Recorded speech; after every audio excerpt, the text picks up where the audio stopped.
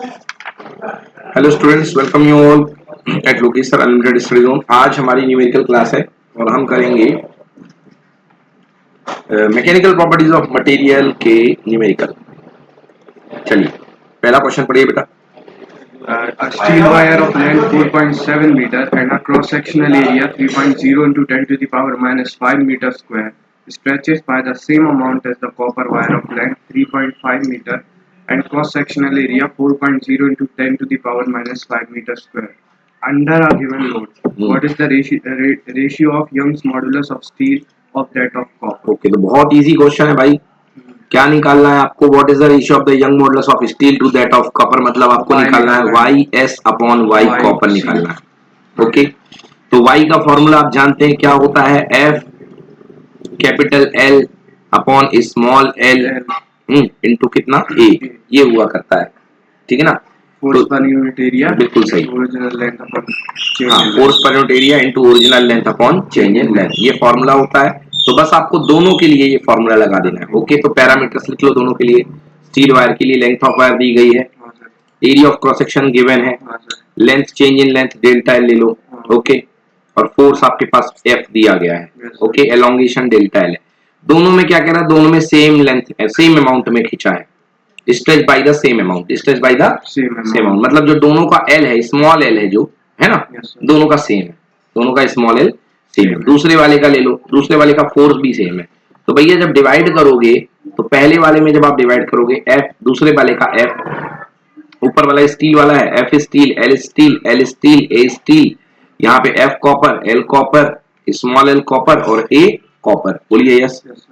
भाई दोनों में आपने सेम फोर्स लगाया तो फोर्स से फोर्स भी क्या हो जाएगा? कैंसिल। और दोनों में सेम लेवल ऑफ स्ट्रेचिंग हो रही तो इस स्मॉल एल से स्मॉल एल भी क्या हो जाएगा? कैंसिल। केवल ऊपर ये बच गया L S upon A S और नीचे L C U upon A C U. तो ये वैल्यू पुट करके आपको आंसर निकालना है।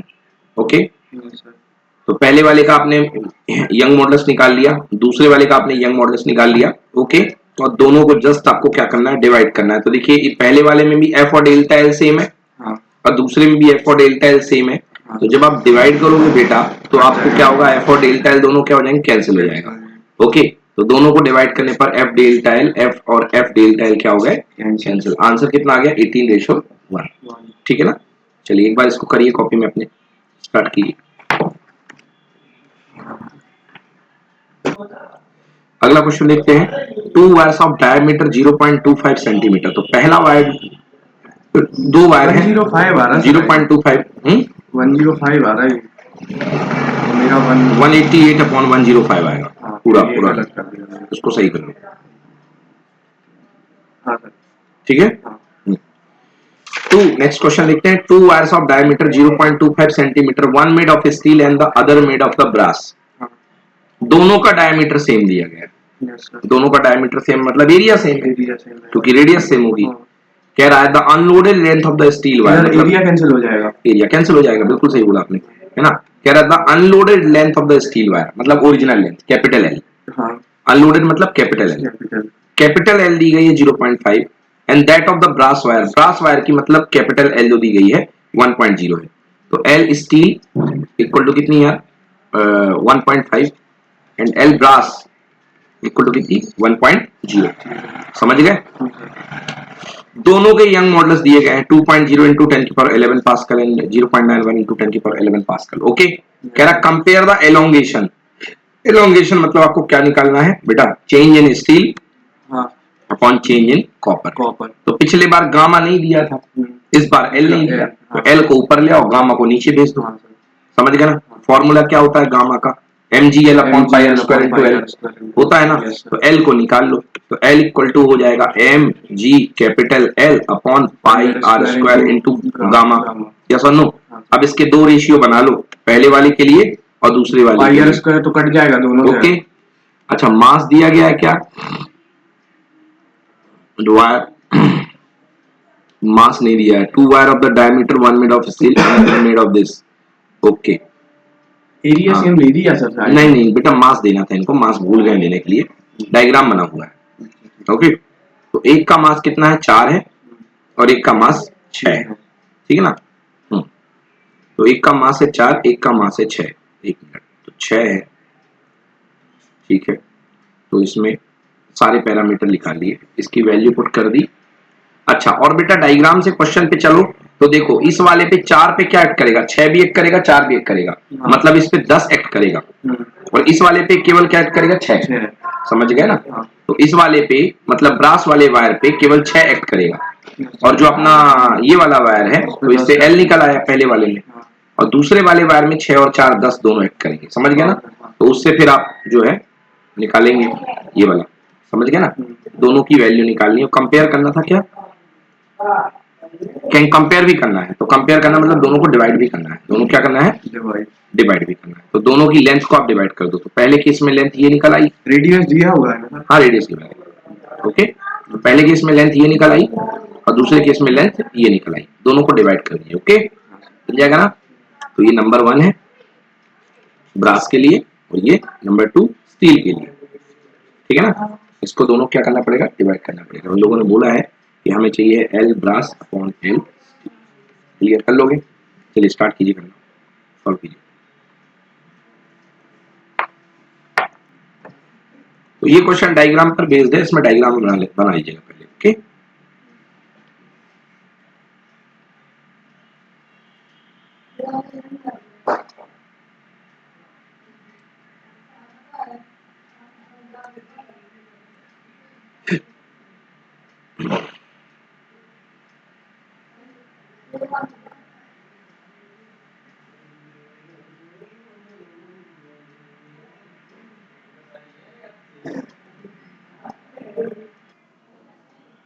चलिए अगला क्वेश्चन देखिए। 13/15 आ जाएगा आंसर।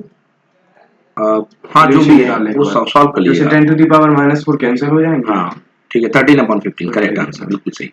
चलिए अगला क्वेश्चन देखिए, क्वेश्चन नंबर 3 है, a piece of copper having a rectangular cross section 15.2 mm cross 19.1 mm is pulled with intention with 44,500 Newton force, producing only elastic deformation. Calculate resulting strain Y for copper. This इतना दिया गया आपको, okay.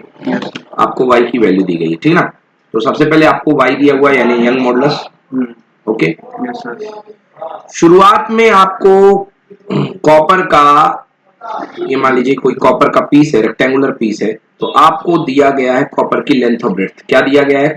Length दी है 15.2 और breadth दी है 19.1। Length थोड़ी कम है, breadth थोड़ी ज्यादा है, तो चलो कोई दिक्कत नहीं है, इसको ले लो 15.2 और ये लो 19.1 mm, 19.1 mm, ओके। mm है तो मीटर में बदल लो बेटा, ये आ गया, ये आ गया, आ गया, ये आ गया एरिया, क्या आएगी?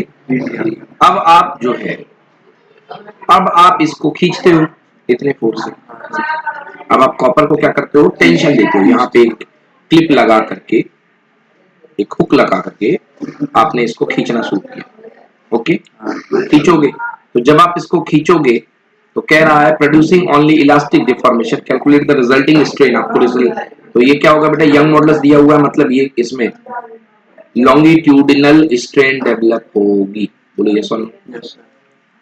इसमें लॉन्गिट्यूडिनल स्ट्रेन डेवलप होगी। आपसे यही बोला गया है कि बताइए स्ट्रेन कितनी होगी, ओके। स्ट्रेन कितनी होगी, क्या होता है formula, gamma, gamma equals to m F f upon a, F capital L, F small L, capital L upon a into small A into small L, ठीक है ना? हाँ। भाई आपको फोर्स पता है, ये देख लो इतने फोर्स से खींच रहे हो, हाँ। पता है? एल जो आप जिस पर आप फोर्स लगा रहे हो लेंथ पर, वो पता है आपको, लेंथ दी गई ना, ये देखिए ये लेंथ दी गई है, ओके। एरिया पता है आपको, area length into breadth, area. Small L आपको निकालना है और गामा दिया गया, मतलब एल को ऊपर ले और गामा को नीचे ले जाओ, नहीं ऐसा नहीं, small L equal to F capital L upon A gamma, ये लगना है फॉर्मूला। चलिए लगा देते हैं, ये देखिए सिंपल, स्ट्रेन निकालना है F upon A gamma, clear हुआ?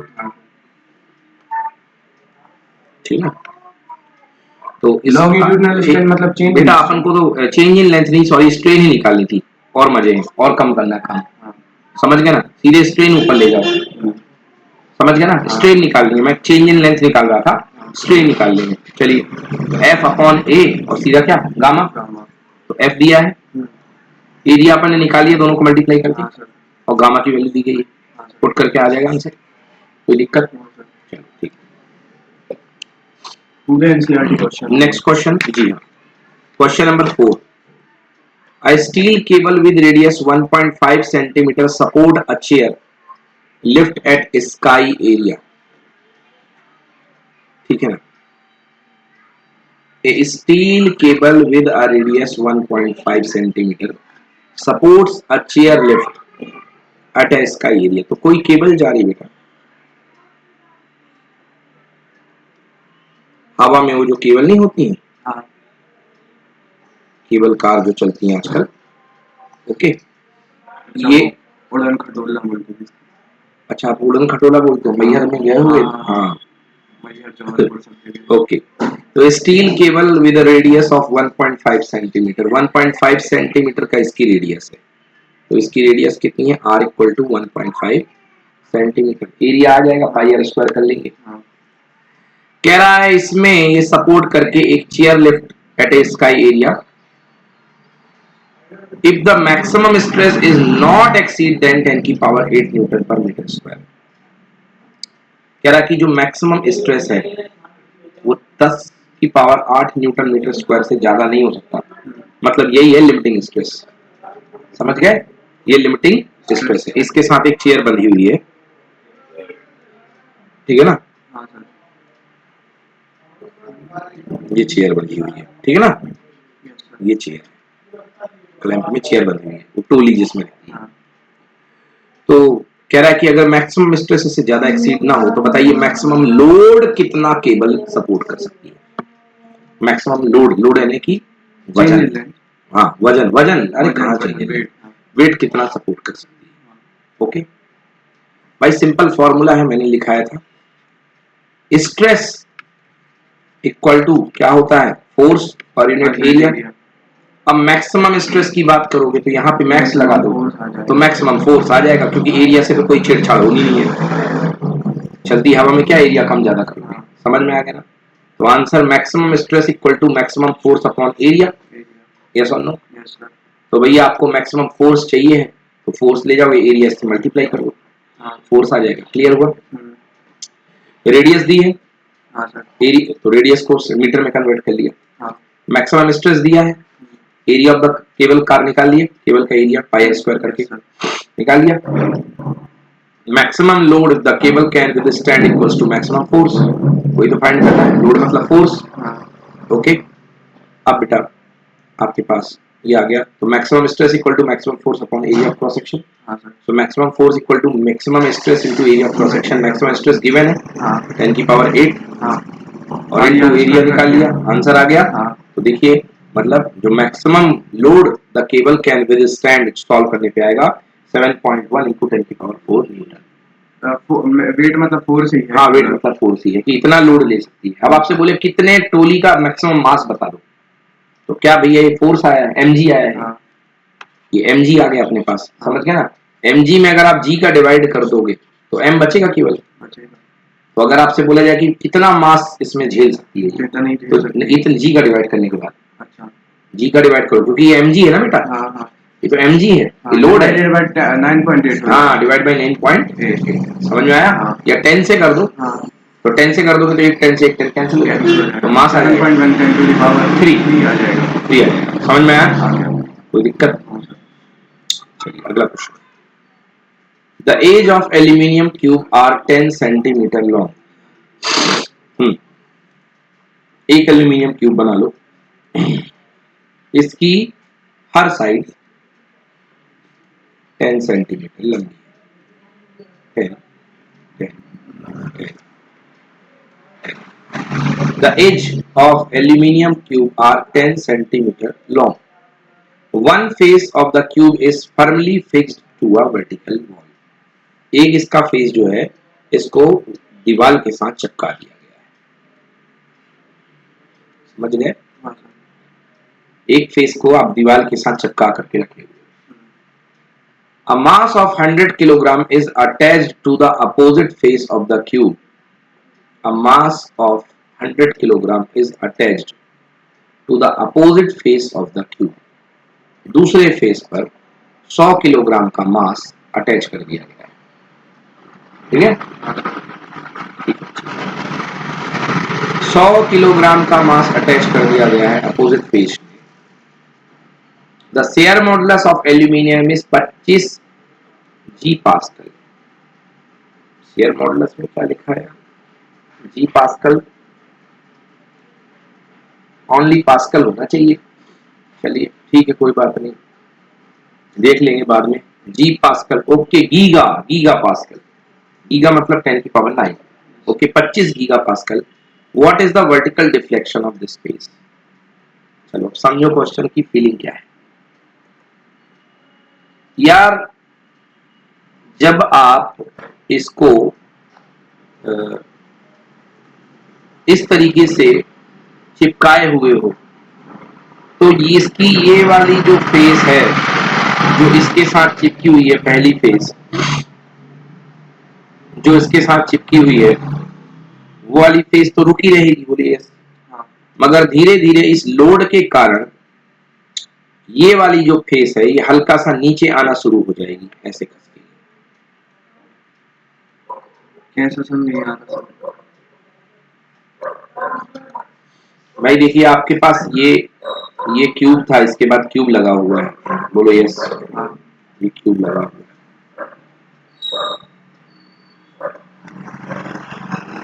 वो क्या है पीछे वाला? बता रहा हूँ. ये देखिए, ये दीवार थी, दीवार से ये वाला फेस चिपका हुआ है. ठीक है.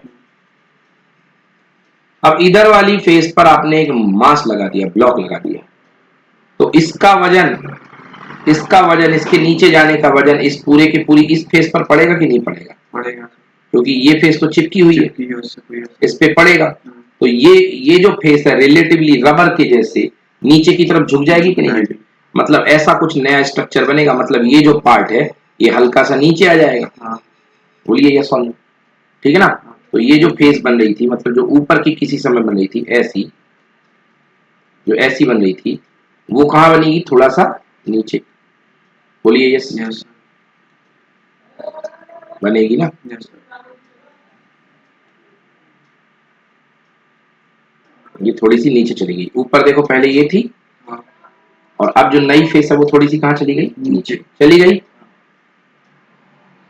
तो अब कह रहा है कि बताइए vertical deflection of this face. इसका वर्टिकल डिफ्लेक्शन मतलब ये कितना हुआ है, ये कितना खसक गई. समझ गए? मतलब किसका पंगा है यहाँ पे? Share modulus. किसका पंगा है? Share modulus. चलिए अच्छी बात, निकालते हैं. शेयर मॉडुलस वैसे सिलेबस से हट गया हमारे, बट इसको किससे शो करते हैं? मीटर से. ठीक है जी, मीटर से शो करते हैं. अब शेयर मॉडुलस का फॉर्मूला क्या होता है? Change in displacement upon original displacement. ठीक है ना. अगर आप पर एफ अपॉन ए तो कॉमन ही रहेगा ना. हाँ, एफ अपॉन ए तो सब में कॉमन रहेगा. ठीक है ना. तो चलिए देखिए, given edge of the cube कितना है? एल सेंटीमीटर को मीटर बदल दिया. मीटर दिया गया 25 गीगा पास्कल. गीगा मतलब 10 की पावर 9 कन्वर्ट कर लिया. एरिया तो पता है, निकाल लेंगे एल स्क्वायर. भाई एरिया क्या होता है? L square. इस फेस की बात हो रही तो एक फेस पे एल स्क्वायर लगेगा. सबका मत निकाल लेना पूरे क्यूब का. L square. क्लियर हुआ? और एफ इक्वल टू कितना लगेगा? M G. कौन लटक रहा है? ये लटक रहा है. कितने का? 100 किलोग्राम का. तो 100 किलोग्राम इंटू 10, जी की वैल्यू 10 की पावर 3 न्यूटन. नीटा is equal to F upon A तो कॉमन रहता है. ठीक है ना. एफ अपॉन ए तो कॉमन रहता है. और नीचे आता है change in displacement delta x upon original length कितनी? एल. क्लियर हुआ? बन गया ये फॉर्मूला. ये फॉर्मूला है मॉडुलस ऑफ रिजिडिटी या modulus of share modulus. Tangential space जहाँ पे काम करती है. तो डेल्टा एक्स निकालना है बेटा. ये वैल्यू पुट कर दी, ये वैल्यू पुट कर दी और डेल्टा एक्स आंसर आ. कोई दिक्कत? मिल जाएगा. ठीक है ना. कोई दिक्कत? अपन को डिस्प्लेसमेंट ही निकालना था ना. हाँ, कितनी लेयर खिसक गई है, लेयर कितनी खिसकी है, ये जो निकालना था कि डेल्टा एक्स कितना है. समझ गया ना. तो जो फॉर्मूला बताया था मैंने वो क्या, इसकी जो स्ट्रेन डेवलप होती है वो होती है change in displacement with respect to length, ये वाली लेंथ, ये एल है, समझ गए, क्लियर हुआ। चलिए next question, question number 6, figure below shown the stress strain curve for a given material, what are the Young modulus and approximately yield strength for the material। अब yield strength देखेंगे, नई चीज है। पहला कह रहा है कि बताइए यंग मॉडुलस क्या है। यंग मॉडुलस कैसे निकालते हैं, स्ट्रेस अपॉन स्ट्रेन, तो हुक्स रीजन के अंदर स्ट्रेस देख लो, स्ट्रेन देख लो, दोनों को डिवाइड कर दो तो आपके पास यंग मॉडुलस आ जाएगा। और फिर यील्ड स्ट्रेंथ देख लेंगे, है ना, यील्ड स्ट्रेंथ भी देख लेंगे, बता देता हूँ कैसे देखेंगे। चलो पहले तो ग्राफ देख लेंगे, ये ग्राफ गया हुआ है, बोलो हाँ। अब इस ग्राफ को ऐसी जगह पकड़ो जहां से दोनों वैल्यू पता हो, स्ट्रेस भी पता हो स्ट्रेन। तो देखो बेटा यहां पर दिखा कि नहीं दिखा, नहीं दिखा, अब दिख गया ये पॉइंट। हाँ, इस पॉइंट को मैंने क्यों पकड़ा, क्योंकि इस पर स्ट्रेस कितना है 0.002। अरे ये लिखा है भाई, स्ट्रेन कितनी है 0.002। समझ में आया। अब कहोगे सर ये क्यों नहीं पकड़ लिया, क्योंकि इस पे पकड़ते तो स्ट्रेस तो दिखाई दे रहा है, स्ट्रेन के लिए फिर अप्रोक्सीमेट करना पड़ता, गलत रीडिंग आती, इस पे भी दिक्कत होती, इस पे स्ट्रेस तो पता है, स्ट्रेन का पता नहीं। सबके यही हाल है, केवल इस पॉइंट पे सब कुछ सही है, बोलो यस। तो इसी पॉइंट पर निकाल लो स्ट्रेस अपॉन स्ट्रेन, तो इस पॉइंट पर स्ट्रेस कितना दिया है 150 इंटू 10 की पावर 6 न्यूटन मीटर स्क्वायर, हाँ है ना, ये दिया है स्ट्रेस। इस पॉइंट पर स्ट्रेन कितनी दी गई है 0.002, डिवाइड कर दिया, स्ट्रेस अपॉन स्ट्रेन आ गया आंसर, डन, कोई दिक्कत नहीं। यील्ड स्ट्रेंथ, यील्ड स्ट्रेंथ का मतलब होता है कि जहां के बाद हुक्स लॉ फॉलो होना बंद हो जाता है, स्ट्रेस की वो वैल्यू जहां के बाद हुक्स लॉ फॉलो होना बंद हो जाता है। देख बेटा ये बना हुआ है हुक्स लॉ का ग्राफ, समझ गए ना, यहां तक फॉलो हो रहा है बेटा कौन सा रीजन, प्रोपोर्शनैलिटी रीजन, जिसमें स्ट्रेस और स्ट्रेन प्रोपोर्शनल है, इसीलिए स्ट्रेट लाइन आ रहा है, क्या आ रहा है स्ट्रेट लाइन, समझ गया ना। ये सिचुएशन कुछ ऐसी है कि आपने किसी मटेरियल को खींचा, अगर यहां तक खींचोगे तो वो तुरंत अपने रिस्टोरिंग क्षेत्र में आ जाएगा, अपने आप को रिस्टोर कर लेगा। बट अब यहां से ये स्ट्रेंथ है, अगर आप उसको जबरदस्ती थोड़ा सा और देते हो तो प्रोपोर्शनैलिटी तो फॉलो नहीं करेगा, वो लिमिट से बाहर हो जाएगा ना, लास्ट एकदम से बाहर नहीं होगा। शुरुआत में मतलब जैसे किसी बच्चे को तुमने मारा, छोटा बच्चा है, तो छोटे बच्चे को तुमने स्ट्रेस दी, स्ट्रेन दी, तुमने 2 झापड़ मारे उसे, वो बात 1 घंटे बाद नॉर्मल हो गया, बोलो हाँ। 3 झापड़ मारे 1 घंटे के बाद नॉर्मल हो गया, 4 झापड़ मारे, जब स्ट्रेन बढ़ाते जाते नॉर्मल हो गया, अधिकतम 10 झापड़ मारे वो 1 घंटे के बाद फिर भी नॉर्मल हो गया, समझ गया ना। अब तुमने जैसे ही 11 झापड़ दिया उसको, ये समझ गया ना, तो नॉर्मल तो हुआ मगर 1 घंटे में पहले नॉर्मल हो रहा था ना, अब 1 घंटे में नॉर्मल नहीं हुआ, मतलब प्रोपोर्शनैलिटी फॉलो नहीं करी, प्रोपोर्शनैलिटी फॉलो इक्वल इंटरवल नहीं करी, हाँ इक्वल इंटरवल में नहीं हुआ, 2 दिन भूखा रहा, 1 दिन नहीं खाना खाया गुस्से में, उसके बाद नॉर्मल हो गया। मतलब ये क्या आई थी यहाँ पे हद, बस अब हद हो गई, समझ गया ना। तो बेटा यहाँ पर जो मिलती है इस स्ट्रेंथ को बोलते हैं यील्ड स्ट्रेंथ, क्या बोलते हैं यील्ड स्ट्रेंथ, समझ में आया, इस स्ट्रेंथ को बोलते हैं यील्ड स्ट्रेंथ, हद। प्रोपोर्शनैलिटी के बाद भी आती है एक हद, समझ गया ना, वहां पर जरूरत है कि जाग जाओ, अब ये उप हो गई, अब सहने वाला नहीं। अगर आप हद के ऊपर निकल जाओ तो क्या शुरू होगी, प्लास्टिसिटी, क्या शुरू होगी, प्लास्टिसिटी, समझ में आ गया ना। तो ये जो पॉइंट होता है बेटा इसको बोलते हैं यील्ड पॉइंट, क्या बोलते हैं, और यहाँ तक की जो स्ट्रेंथ होती है वो क्या होती है, यील्ड स्ट्रेंथ, समझ में आया। तो देखियो यहाँ पर प्रोपोर्शनैलिटी लिमिट खत्म हो गई थी, मतलब ग्राफ कैसा जाता है, पहले प्रोपोर्शनल चलेगा, यहां तक स्प्रिंग को जैसे छोड़ोगे फटाक से पीछे आ जाएगी, समझ गया ना। बट एक रीजन होगा, प्रोपोर्शनैलिटी लिमिट ब्रेक होगी, हल्का सा एकदम से उछाल आएगा, समझ गया ना, मतलब लिमिट प्रोपोर्शनैलिटी नहीं है यहाँ पे, समझ गया ना। इस पर भी आप अगर छोड़ दोगे तो वापस आ जाएगा, बट थोड़ा टाइम ज्यादा लेगा, तो वो है यील्ड स्ट्रेंथ, क्या है वो, यील्ड। इसके बाद बेटा प्लास्टिसिटी रीजन शुरू होता है, समझ गया ना? देखिए आपसे पूछा गया है कि यील्ड स्ट्रेंथ कितनी होगी, अप्रोक्सीमेटली 300 इंटू 10 की पावर ये निकाला कैसे सर? ये गिवन है, देखो 300। अच्छा हाँ, ठीक है। ग्राफ देखना, हाँ, समझ में आ गया? हाँ, सर। तो ग्राफ देख के आ गया 300, 300 इंटू 10 की power 6 that equal to 3.0 into 10 की power 8 newton per metre square. समझ में आ गया? हाँ, कोई दिक्कत? तो जी ये आपका चैप्टर हुआ फिनिश। अब चलिए करते हैं इसके ओरल क्वेश्चंस। ओके, कितना सीखा आपने देखते हैं।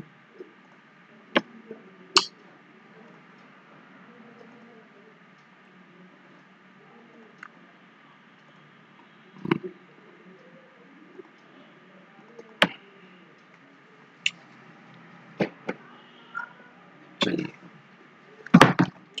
पहला क्वेश्चन पढ़िए।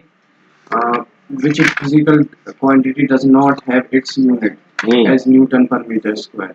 हाँ, कौन सी फिजिकल क्वांटिटी की यूनिट नहीं होती है Newton per metre square? Stress की, स्ट्रेन की, यंग मॉडुलस की, प्रेशर की? स्ट्रेन की। बिल्कुल सही। बाकी स्ट्रेस की सर कैसे हो जाएगी? Force per unit area stress यार, वही तो होगी। ठीक है, स्ट्रेन यूनिटलेस रहता है। हाँ, स्ट्रेन यूनिटलेस होती है। सेकंड क्वेश्चन पढ़िए। on increasing the गलत चलो।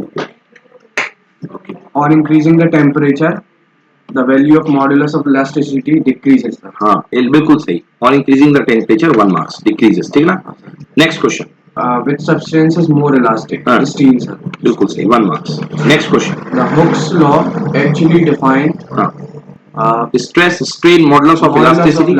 बिल्कुल सही, अभी निकाला भी था अपन लोगों ने, गामा निकाला था ना पिछले क्वेश्चन में। Stress upon strain. Next question, 1 marks. Next question. in practice the possible value of Poisson's ratio is 0.4. हाँ बताया था कल तक रहती है। हाँ, 0.4 प्रैक्टिकल वैल्यू जो है 0.4, ठीक ना? Next question. The radius and length of wire are R and L respectively. On applying a weight of mass M, the increase in length L. हाँ, स्मॉल एल बताना आपको, है ना? स्मॉल एल बताना है कि कितनी होगी। कह रहा है no sorry, increase in length then the Young modulus बताना है। यंग्स मॉडुलस बताइए कितना होगा? तो mgl upon pi r square l। हाँ, कैपिटल कौन सा, ऊपर या नीचे? कैपिटल एल ऊपर। बिल्कुल सही, तो mgl upon pi r square, ठीक है ना? चलिए next question, fill in the blanks. The property of body by virtue of which it breaks on applying deforming force is called। हाँ, मतलब तुमने जैसे पत्थर में मारा हथौड़ा, फोर्स लगाया कोयले पे, और वो टूट फूट के चकनाचूर होगी, इसको बोलते हैं ब्रिटलनेस। क्या बोलते हैं? समझ गया ना? जैसे हाँ, जैसे ग्रेफाइट जो होता है ब्रिटल होता है। Next question. The change produced on a body of unit dimensions when deforming force acts on it is called strain, है ना? यूनिट डायमेंशन में मतलब यूनिट लेंथ में चेंज होने वाला जो चेंज होता है पर यूनिट लेंथ में, दैट इज कॉल्ड स्ट्रेन। लिखने का तरीका बदल गया है। Next question. The internal restoring force acting on a unit cross sectional area is called stress। Stress, internal बोला इसलिए स्ट्रेस, एक्सटर्नल बोलता तो स्ट्रेन। प्रेशर, प्रेशर समझ गए? हाँ, मैडम दे तो प्रेशर, हम दे तो स्ट्रेस, ठीक है ना? Next. under elastic limit the ratio of stress and strain is called modulus. क्या? नहीं, सबके लिए बोलो मॉडुलस ऑफ इलास्टिसिटी। यंग्स मतलब फोर्स, फिर उसमें नॉर्मल फोर्स हो जाएगा ना, that is called modulus of elasticity. Next question. The reciprocal of bulk modulus is called compressibility. पढ़ाया था ना? Compressibility. Next, unit of stress is newton per metre square. Next question. On increasing the temperature of body its modulus of elasticity decreases. Next question. Young modulus of perfect rigid body is infinite. Strain होएगा ही नहीं, strain 0 रहेगा, तो young modulus कितना हो? stress upon strain, मतलब rigid body खींचेगी ही नहीं, तो 0 रहेगा strain, तो आंसर कितना हो? infinity, ठीक है ना? perfectly body rigid रहेगी, खींचेगी नहीं, तो 0 हो जाएगा। चलिए अगला क्वेश्चन भी है, इसके पहले बाकी के ऑप्शंस भी तो देखने पड़ेंगे।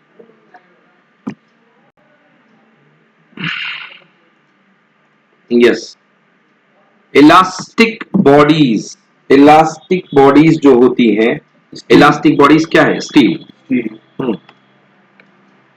Elastic body steel. Plastic body प्लास्टिसाइन।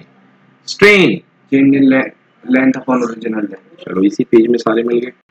Next stress. Stress sir, FL upon AL. अच्छा। नहीं, sorry. F by A, stress equals to F by A, force per unit area। Adiabatic elasticity बेटा याद कर लो, गामा पी। जब मैं आपको गैसेस पढ़ाऊंगा ना तब आएगा, तो लिख लो एडियाबैटिक इलास्टिसिटी होता है gamma P and isothermal elasticity होता है पी। ठीक है ना, आइसोथर्मल इलास्टिसिटी ई थीटा बोलते हैं, इक्वल टू पी। क्या लिखा? AD adiabatic, adiabatic elasticity. FLA ये थोड़ा ना है, ये गामा पी होता है बेटा, एडियाबैटिक इलास्टिसिटी गामा पी। और वो क्या है? ई थीटा आइसोथर्मल इलास्टिसिटी, ये गैस के केस में होती है, गैस की इलास्टिसिटी।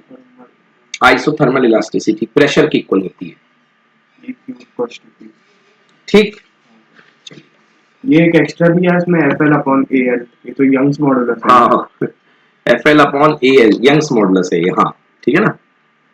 चलिए next question, what is the difference between stress and pressure? बोलो भाई, difference between stress and pressure क्या होता है?